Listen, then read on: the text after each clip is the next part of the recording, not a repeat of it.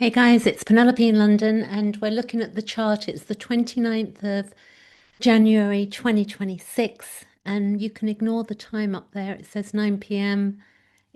I'm in London, so if you want to work it out, you just work out where you are at the moment. If you're in California, it's 8 hours behind, and if you're in New York, then it's 5 hours behind the time that you can see, as an example. So what we've had the last week we had that's just happened is that Neptune has actually moved into the sign of Aries, and this will be now for the next 14 years, I believe, maybe 13, 14 years. And you can see Saturn here with my marker. You can see that Saturn is 28 degrees. At 27 degrees, I've just had my second Saturn return, which has been very interesting. I might do some work around that and talk about that for people that are going through their second Saturn return, those that have had it in Pisces, but also those that are going to be having it in the sign of Aries, depending on where your Saturn is. You could be anywhere between 0 degrees and 30 degrees. So I will look at that in the coming week. I wanted to look at, if we look at Saturn, it's about discipline, law, duty, and consequence. It's what the effort we put in and what we learn from it and what we take forward is our structure. And Neptune is also about idealism, sacrifice, and mythic meaning. And if we look at this together, it's idealized action colliding with law and reality. And when we put them together, we're going to definitely see changes going on. I would say, going back to Pluto, which is in the sign of Aquarius, that Mars in the last 48 hours, it moved over the sign of Pluto. So Mars moved over Pluto. So what we've been seeing going on in the world can very much relate to this. There's a lot of anger and pushing, and we've seen that play out globally. I think that we're going to look at this date. I think it's the next 2 weeks. We're going to go a week ahead, and we're going to look at where Pisces Saturn is ending. So I believe it's the 14th. So let's take it back by days. And we can see that the day that it actually moves into Aries is the 14th of February, which is a bit of a day for all of us. So for the romantic of those of us or people who have partners, it can be a romantic day or not, depending on what's going on in our lives. So anyway, we've got the Saturn Neptune not quite conjunct, because you can see it's 0005 and 0033, but ultimately it is conjunct already. It's just that the absolute conjunction is going to be the 20th of February. I'm going forward. So you can see here that day, we go hours and take Saturn back slightly. There you can see, so it crosses over. In the UK, it will be 5 p.m. There you go, that's 4 p.m. and that's 5 p.m. in the UK. And I do think that the idealized action colliding with law and reality, we've definitely been seeing going on in parts of the world. And it's the Saturn-Neptune alignment. The last time this happened was in 1703. So I want to talk about the bit of the history. The astrological chart for that time would have been, the conjunction would have been at 11 degrees of Aries. So let's go to 1703 here. I'll put in the date. And you can see that we have Saturn in Aries and Neptune in Aries. And then if I take this by weeks, you can see that we have around March 1703, we have the conjunction going on there.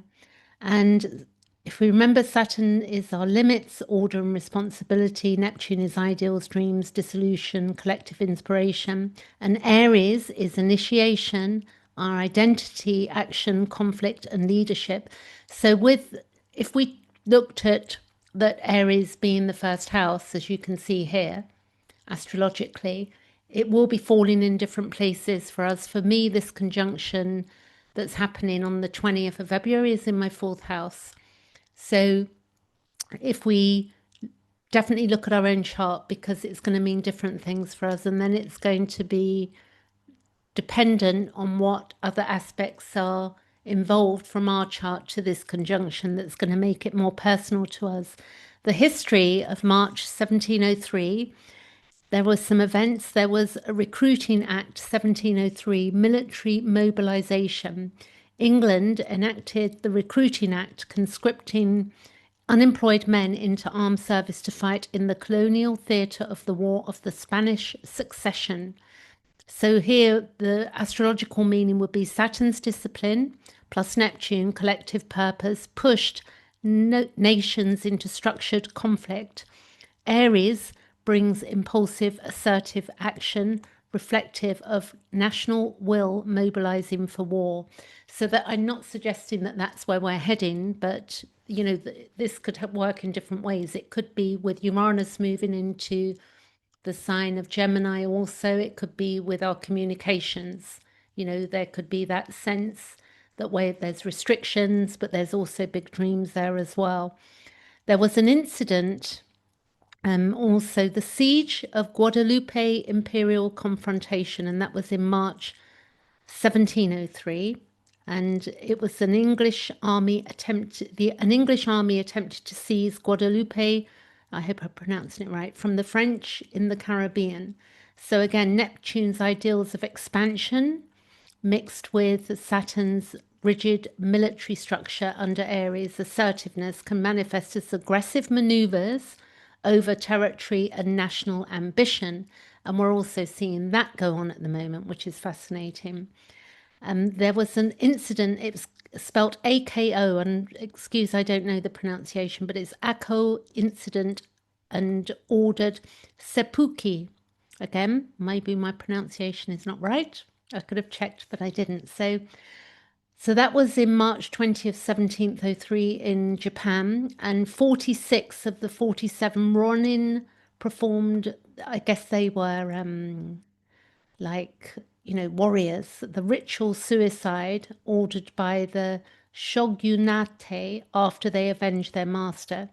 And there, what we have in astrological terms is the mix of duty, which is Saturn, what we have to do each day and the structure we need in order to live out our idealized lives. So, an idealized loyalty, Neptune.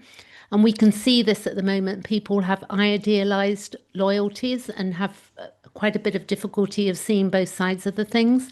There's a lack of balance going on. If we look around us in people's beliefs and people fighting over their beliefs or deciding not to speak to each other over their beliefs. So the mix of duty, Saturn and idealized loyalty, Neptune unfolding within Aries, courage and confrontation, a potent symbol of committed action shaped by moral and social structure. Then the next thing that I found here was Jean Guyon freed from Bastille, and mystic Jean Guyon, if again pronunciation, was released after years of imprisonment for her religious writings. And there we have the astrological meaning that Neptune ruled spirituality, emerging from the Saturnian constraint reflects a collective shift in consciousness and the tensions between orthodoxy and personal belief reinforced by Aries' pioneer energy. So she was released after years of imprisonment for religious writings. Then we have the Rose and Royal College of Physicians in England in March 1703. The court decision marked the beginning of the end of the physician's monopoly over the medical practice. So here we had a challenging, entrenched authority, Saturn, under visionary impetus, Neptune, with pioneering assertiveness, Aries hints at early movements towards wider access to knowledge and social reform. So the overarching narrative here was, the major wars, the Spanish succession, colonial struggles, foundations of new power structures, St. Petersburg soon after this period, cultural reckonings with duty, authority, and conscience. And that was the Ako incident in Japan. Religious and intellectual shifts, Guyon's release, professional reforms. So it's a pragmatic urgency meeting visionary impulse, reflects the Aries drive to act under both discipline, Saturn, and idealism, Neptune. Collectively, the events show how systems and beliefs were being tested, reshaped, and advanced. So we can see that we're going to be going through a time when our systems and beliefs are going to be tested, reshaped, and advanced during a time of global tension and transformation.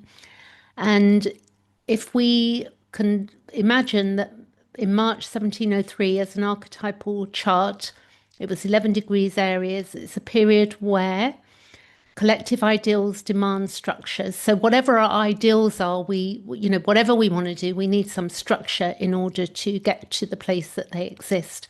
Authority is questioned and reformed, and we can see that's going on, particularly after the 2020 period when we had Saturn conjunct Pluto in Capricorn. We had quite a trying time there. Jupiter was up there as well at the beginning of the March 2020. And we've passed that, and now we're into the Pluto Aquarius. This is the 1703 chart, by the way, that we're looking at right now, but I'm relating it back to today. And we also have conflict opens paths to new political, cultural, and social orders. So, in a way, conflict is very uncomfortable for us, but we can see in our own lives when we have conflict, about what we want to do, where we want to go, what we want to be. We basically come to a decision and we change things. Things have changed dramatically in the last 5 years. Definitely. Individuals and nations act under both constraint and inspiration. So there will be inspiration, but there'll also be some constraint. And the Saturn Neptune Aries combination visually and symbolically echoes a time of tension between reality and dream. So where the vision must earn its form, where vision must earn its form through decisive and often difficult action. And that's a very good word, because action can be, sort of like we can get stuck and think that we don't need to, that we don't act. We sort of feel frozen. We think, what am I going to do? Where things have changed so much, even in the area of work and AI, that we don't know what's ahead of us in many ways. Can be a very confusing time for many people as things change. So now I'm going to go back to the chart of 2026. And I don't know 1703, if I make that calculation. So we got 2026 minus 1703. 2026 minus 1703. That was 323 years ago, what we were just looking at, the 1703 chart, I believe. So that was the last time. And I would point out that Saturn and Neptune meet every, so often in the sky. I should know, but it's, if we move the chart, we can see that the cycle, I think the line was 1989, and I think the Berlin Wall came down. So we need to, we can look at different times it has met, but the meeting in Aries was such a long time ago. And, human beings really, we don't, you know, we sort of do change, things change, but also it's a very felt experience, because even when I'm looking at my own Saturn return as an example, which was 27 degrees of Pisces a couple of weeks ago, I do feel that, this can play out in my dream time, in my sleep time, and my dream a lot. And I would say for me, I've got a Pisces conjunct Chiron in the sign Pisces and Chiron. Pisces, Chiron, Saturn. So Saturn, Chiron, conjunct Chiron in Pisces. At 25 degrees is my Chiron, 27 degrees is my Saturn, and they're in the fourth house and they're in Pisces. So the ruler of that house for me, Pisces, is Neptune, and my Neptune is in the 12th house, conjunct my South Node. So it's going to play out so differently for all of us, how we even look at our own Saturn return. So what I want to do is explain Saturn in Aries. This could be, it's where it's giving a deepening and a concentration or a blockage in the area of self-confidence and self-expression, because Aries is about self. With this placement, and also the ruler is Mars, so with this placement, we are likely to be reserved. We could also have good reasoning power, so it can work out in many different ways.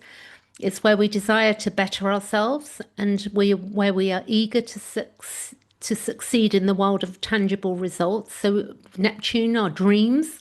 So many of us will be striving forward and looking for tangible results. And this could be, making big changes with the way we live in our lives.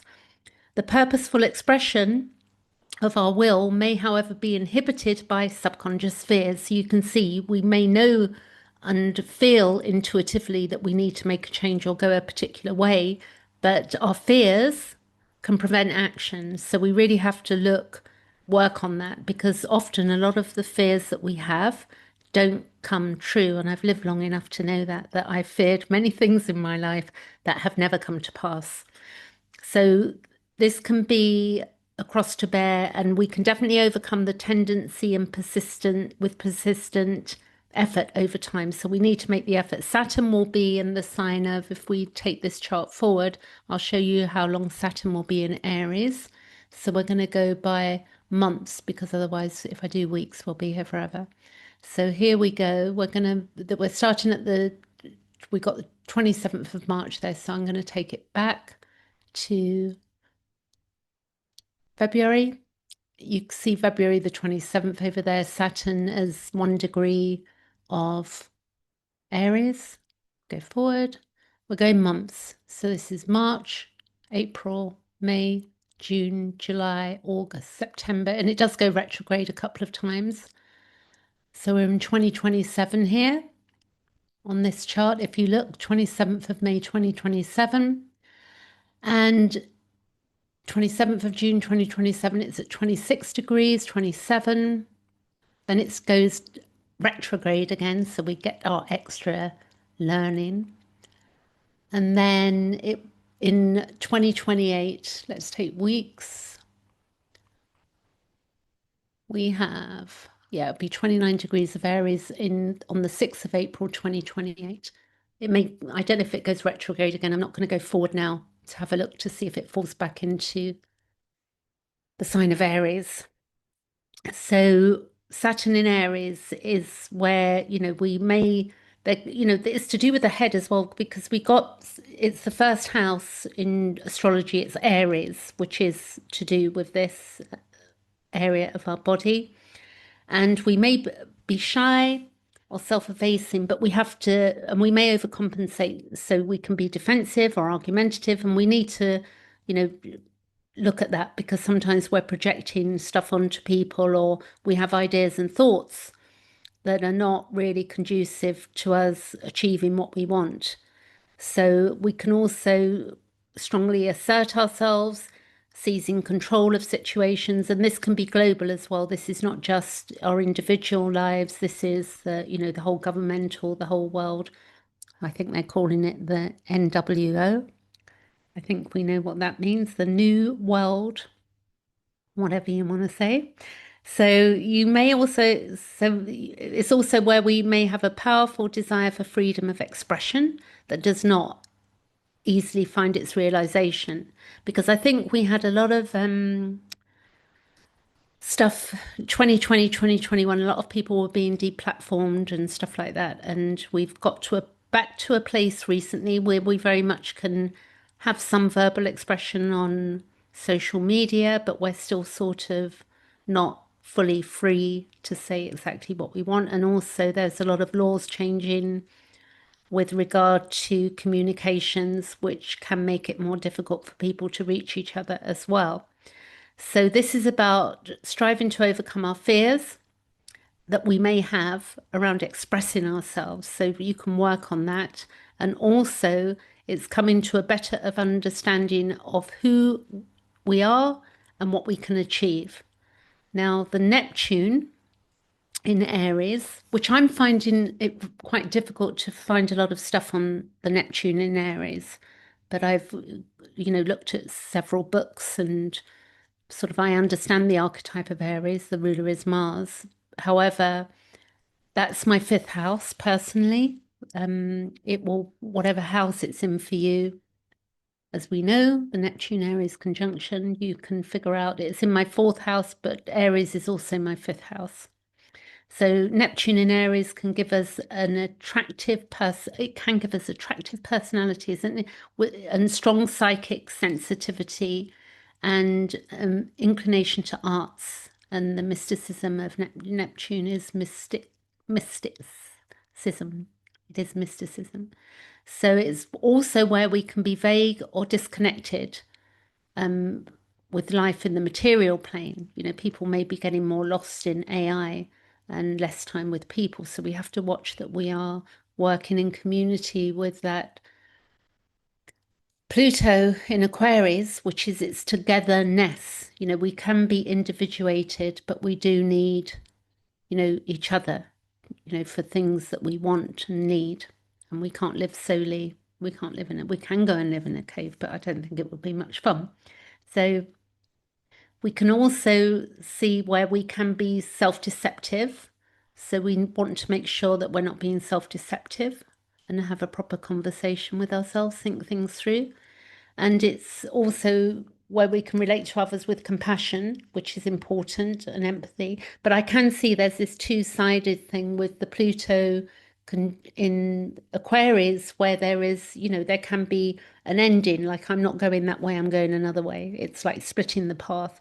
But I think Jeff Wolf Green spoke of this. The thing we have to realize with Pluto in Aquarius is that sometimes we think we're going one way with a group of people and that we're actually becoming individuated, but we're really not. It's just it's another umbrella for another group, which means that it's more of an idea that I'm leaving something behind and I'm not being, controlled but we're still in the system that's not really individuated.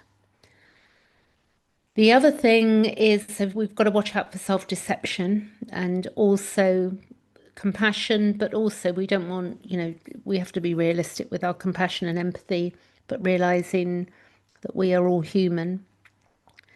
And it may be that we could be too sensitive to then others' needs. So we have to watch that because our whole life can be eaten up in the sense of others' needs. And we need to also, Saturn as well, look after our own needs, build our own structures as well. And we can build structures that work for other people. So we don't want to be in a position where we're sacrificing ourselves for the benefits of others. And I'm not political at all. And I often watch, as I watch the theatre play out of politics all over the world. I'm in London. I've got a lot of American friends and I can see different countries. It's all really much same, in my view. So I'm not one to take sides. I've got my own view and I'm watching it as I watch it, but I'm not getting caught up in the energy of either hatred or anger or be or over idolizing either. I snapped out of my idolization a couple of years ago, generally, knowing that, that even with gurus or people, people have very interesting information that we're sharing information, and there are things that will work for one person and will not work for another. So we could be able to influence people with images, which is imagery, Neptune, Aries. It could be really pioneering. And we can, bring good in the minds of others. And we can also have different You know, whatever we produce, maybe it'll be different things for different people. And then, you know, if we seek to define ourselves by these images, you know, this could bring confusion and also take us away from our true motivating factors. So we're going to benefit from starting to pay attention to our own inner voice, which is self, Aries, and also learning to be able to follow its guidance. So what is my inner voice? You know, we can often run along with the crowd, and I saw myself do that, you know, a couple of times when I got caught up in, you know, like Instagram reels of, you know, like some events, and you get carried away, and then you spend all your time, not all your time, but quite a amount of time being drawn in or sucked into some existential situation that we've got no control over. But there are things we can do. I mean, for instance, you know, with the digital ID, I signed a petition against that, and the UK did a U-turn. Well, not really a U-turn, it's the wrong word, but they've sort of slid it to one side for the moment. But that's a whole nother story. So we do have some sort of, you know, say. We do have a say. So, but I'm not out fighting on the streets to try and change that. I've done it from my, you know, I've done it from my comfort of my own home. But each to their own. So we can listen to our own inner voice and guidance rather than depending on the changing reflections of others around us. So really thinking for ourselves at this time. I think I was going to look at my Saturn return this week coming, so I'm going to do that as another video. And right now, if we look, we go back to, let's go back to right now, the 29th January 2026. I'm using Solar Fire, by the way. If you see here, okay, so this is today's chart. The moon is in Gemini. 26 degrees, it's going to be moving out into the sign of Cancer. And we know that the 14th, it's going to be Neptune, Saturn, are both going to be, that Neptune is in Aries, but Saturn is also going to be in Aries. And there's always a lot more to talk about here, but it was very interesting. If I just go back a couple of days, what we've seen globally with the news, there's always something going on. If it isn't one thing, it's another. So look, that was the 27th of January. It was conjunct. And the day before, it was 2 degrees on the 26th.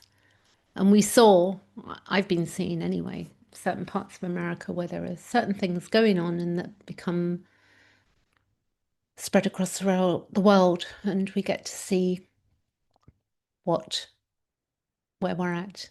And I know that we do have a full moon coming up, I believe, in Leo, and I think it's at 13 degrees.